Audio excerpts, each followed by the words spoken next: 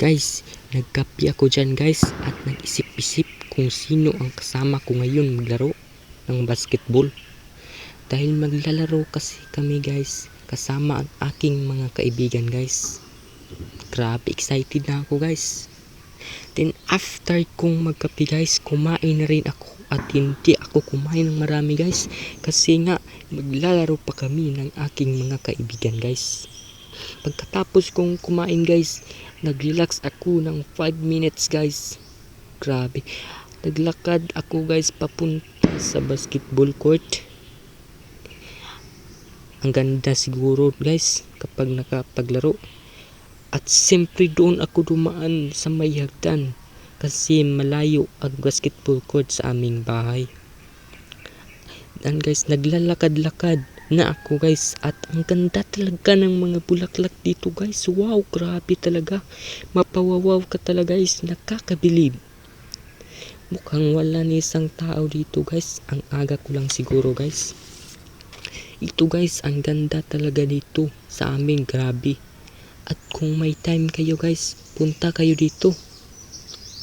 At ito naman ang basketball court namin guys. Oh, ang ganda. Napaka clean. Ito ang basketball court namin guys. At siyempre nagsimula akong naglaro guys kahit na wala ang aking kaibigan guys.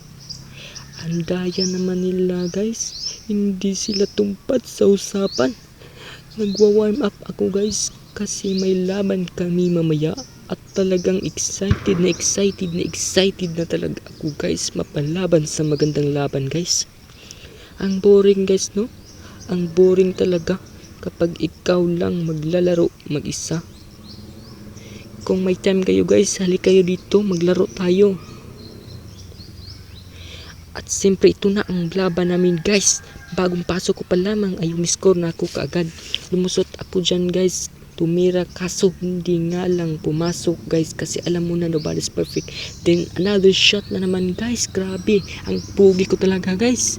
Atla, anong nangyari sa mga classmate ko guys?